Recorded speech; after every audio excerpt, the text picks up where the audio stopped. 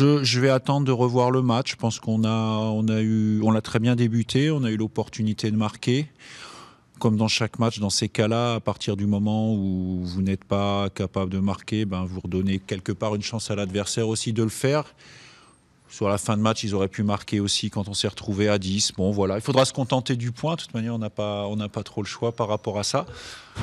C'est une deuxième performance sans avoir encaissé de but. Donc ça, c'est une bonne chose. À nouveau, une équipe qui a tout donné. Bon, voilà, on a une autre chance, on ne l'a pas saisie. Puis on a su aussi, notamment à quelques arrêts de Flo Escalès, conserver le match nul.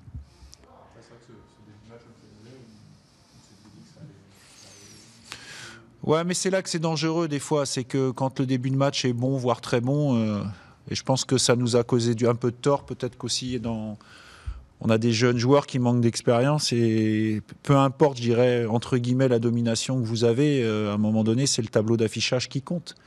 Donc si vous êtes à 0-0, même si vous avez fait un très bon début de match, c'est 0-0. Voilà, donc Valenciennes aurait pu marquer. Encore une fois, notre gardien a fait de beaux arrêts. On a eu encore des situations en deuxième mi-temps.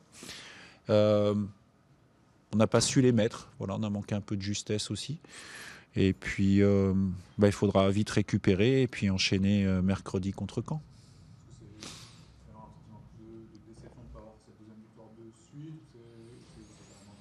Non, je suis contre.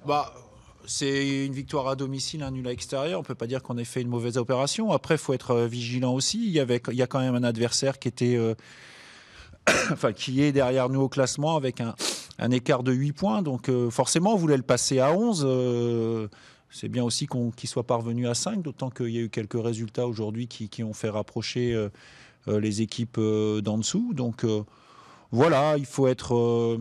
On est à la bagarre. Moi, ce que j'apprécie, c'est à nouveau la cohésion dont on a fait preuve. Et puis, je pense que ça faisait longtemps aussi qu'on n'avait pas fait 2 matchs de suite avec 0 but encaissé.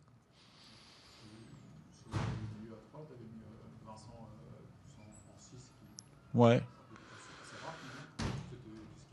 C'était aussi par rapport à la nature des deux autres joueurs, que ce soit Clément Bilmaz ou Martin Adeline.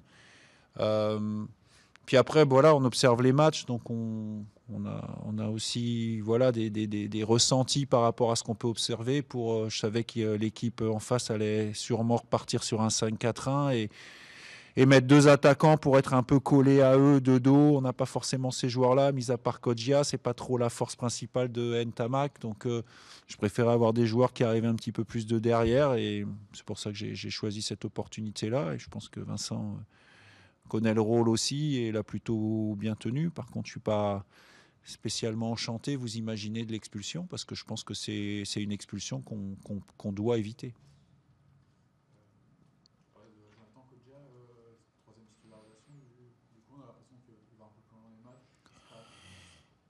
On avance, on part de loin, pas en termes de niveau ni d'expérience, mais on part de loin en termes de conditions physiques. Donc voilà. Mais on avance. Maintenant, c'est toujours le même challenge, c'est de savoir comment il aura récupéré d'ici mercredi. Et on a un match contre Caen. Les 2 équipes ont 19 points. Il faudra voir aussi dans quel état sera notre pelouse parce que les conditions sont rudes un peu partout, mais spécialement chez nous aussi, avec un terrain qui est déjà bâché depuis hier. Donc voir comment ça évoluera. C'est un coup, donc on peut penser que c'est pas quelque chose de grave. Voilà, mais c'était difficile pour lui. Les coups, ça fait mal quand il fait froid comme ça. Donc, voilà. Ah, c'est le...